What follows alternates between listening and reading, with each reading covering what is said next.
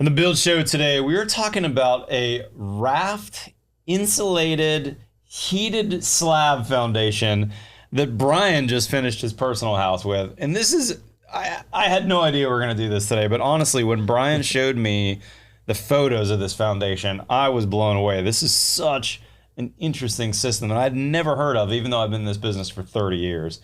Today's video, all about Brian's super insulated Raft foundation for a ridiculously cold climate. Let's get going.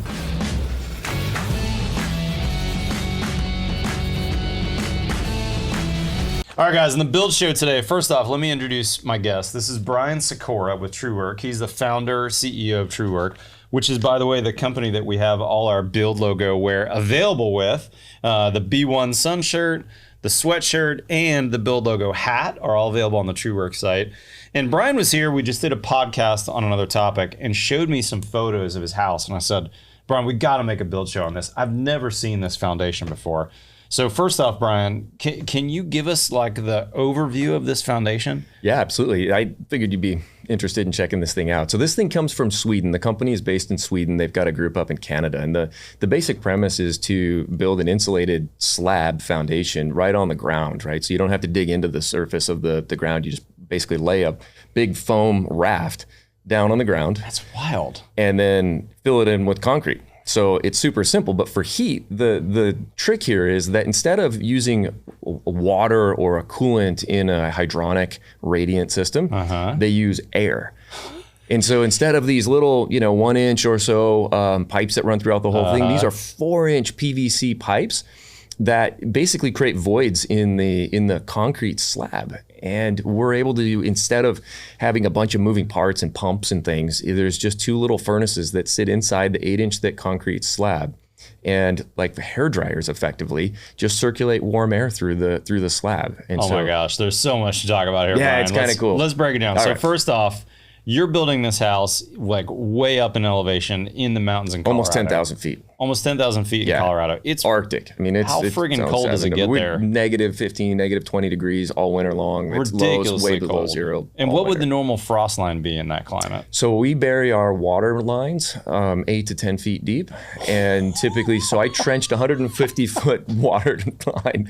And then you were going to say over 3 feet. No, it's 8 to 10. And then you put 4 inches of foam on top of that. So you're getting the equivalent depth of like 12 feet down. Goodness gracious. It's brutally cold. That is so deep. Yeah. So normally if you were doing a foundation for a house, you got to take footers down, what, 4 feet? Yeah, they'll go 3-4 feet. Okay. Yep. And instead, though, you dug this. In fact, you actually dug the foundation yourself, right? I did, with your own backhoe that you bought. My wife was a little bit skeptical, but She's like, why are you buying this 30-year-old backhoe, honey? Thing? Yeah, so you dug this foundation yourself on this property, and looks to me like you didn't go 4 feet into the ground. No, I mean, dug is not the right word, right? I flattened. There's literally nothing that goes into the dirt. It sits on top of, you put flat ground gravel so that you get drainage, right? Yeah. Level your gravel, stack your foam on top of that, and pour your concrete. And that was something that I was able to set the whole thing myself, one dude, and then I had some help pouring the concrete. But otherwise, it was a few days worth of work to get the whole site prepped and super efficient. It was cool. So as we look at this picture, talk me through the sandwich layer. So dirt, gravel, and then the foam. By the way, the company is called Legolet. No relation to them. I just think this is super crazy cool. And how much of the product that I'm seeing in here did you get from Legolet? Almost everything you see in that photo came from them. So the whole thing showed up, is designed and engineered in Canada, worked with the engineers there, and they take in all the thermal loads and the heat and insulation package in the envelope and do the calcs to figure out how much foam you need and all the rest of that. And so the whole thing showed up in a semi-truck. They offloaded it, and a few days later, I was able to basically have the thing ready for pouring. And this looks like some kind of high PSI structural rigid foam, right? Yeah, Am I closed saying that cell right? foam. Yeah, exactly. Okay. Yeah. Not super crazy stuff. It's the foam you'd be building, most under slab. And then is it sloped on the edges here where it's kind of outside the foundation line? There is, mostly for drainage. And then the outside of the foundation, there's a skirting that extends about 4 feet out, a little further on the corners, so that you're not getting the frost line going underneath the slab. And so instead of going down, you can actually go out. and you get the frost protection that Yeah, way. I mean, builders have been doing that for a long time. Yeah.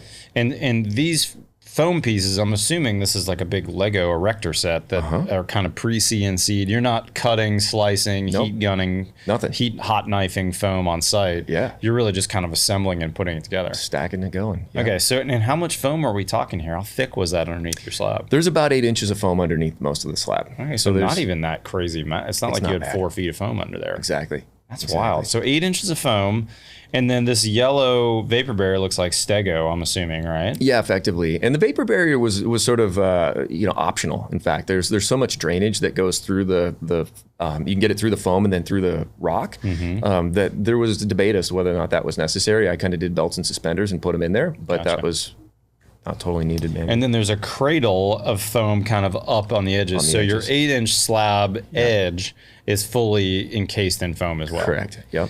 Okay, now walk me through these red pipes, which look like, radiant hydronic pipes, but they're bigger than that, right? They're 4 inches. They're just 4-inch diameter pieces of PVC, and they're thin wall. They're not like Schedule 40 or something, so they're fairly light and easy to cut. And you glue them together like a PVC pipe? No, so screws in the corner. So you put 2 or 3 screws in just to hold the whole thing in place. And once the concrete is poured, it all gets locked in. And so these there's really no need for them to be pressure tested. There can be air leaks. It's not like you're dealing with the hydronic system where you're worried about pressures are almost non-existent, and there's no water or media to leak, and so it's a really forgiving system. That's so interesting. So if there's no water in there, it's just air.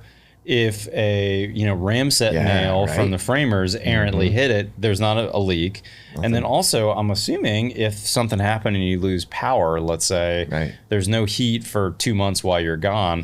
There's nothing to burst and have a expansion water freezing issue. Right. Yeah. In a place that we're only at, 2 days a week, or we use on the weekends, it's really nice to have the peace of mind to know that if something there's nothing to leak, the system can actually be winterized if we wanted to do it that way. That's wild. It's a really simple. It's all electric heat. So there's 2 furnaces that are running there. There's no propane or anything. So in other words, these networks of tubes land in 2 spaces. Correct. Where you have 2 furnaces that actually kind of fit in the 8-inch concrete. Yep. Which are probably essentially hair dryers, right? Some resistance heat. Exactly. I would assume that'd be really expensive to heat with electric radiant or electric, not electric, radiant, right? Everybody thinks electric is super expensive, but this goes back to, as your audience knows, if you build a really tight, well-insulated envelope, then you don't need as much energy to heat it. And so, our neighbors up there that are heating more classically built homes with propane are spending somewhere between $800 and $1,200 a month on their propane. Even though they're not there a lot of the time. Even though they're not there. And, we average $100, $120 a month in the coldest months of the year. That's and so wild. It's a pretty efficient setup.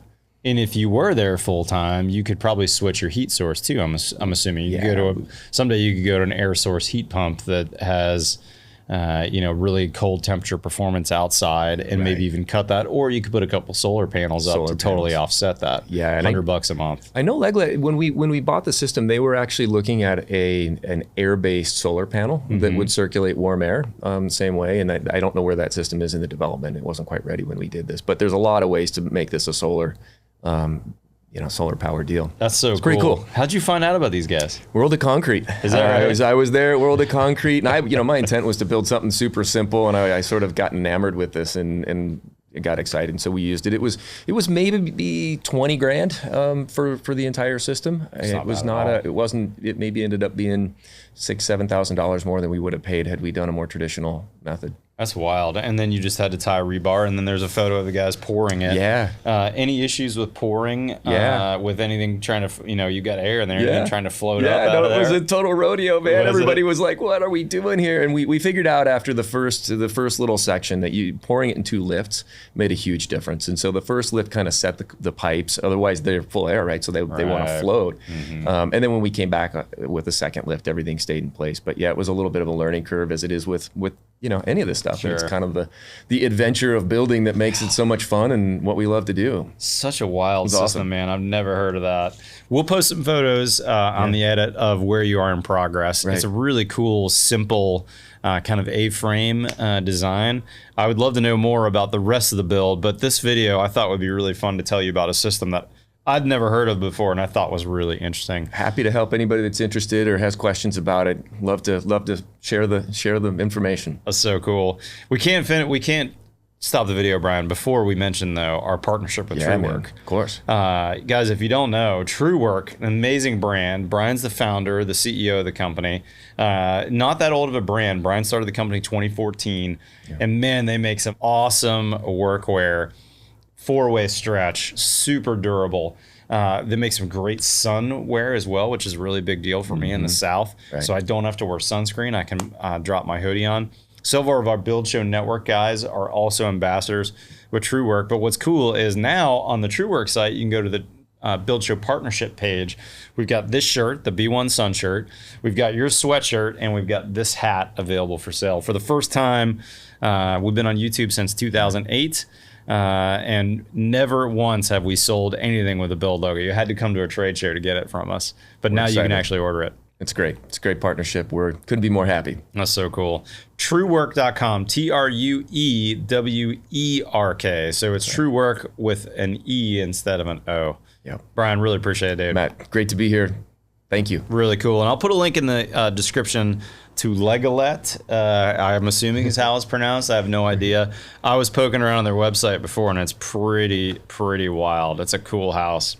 Guys, if you're not currently a subscriber, hit that subscribe button below. And by the way, sign up for our newsletter in the link below. Over on BuildShowNetwork.com, we got 10 new videos a week with some amazing contributors. We got Steve, an architect. We've got some tradesmen now. We've got Lydia, who's a drywall contractor up in Montana. We've got Eric Awney, a plumber up in Minnesota. We've got lots of great builders and remodelers, including all my videos over there as well. So go sign up for our newsletter, because twice a week you get an email from me that says, here's what's new on our site. Here's the 5 new videos on Tuesday, and here's the 5 new videos on Friday. It's a great way to kind of know what's up and for you to click on stuff that you might be interested in. We're making some really good stuff over there. And you can find a link on our website too to our partnership, which is under the shop section on our website. Follow me on Twitter and Instagram, guys. Otherwise, we'll see you next time on The Build Show.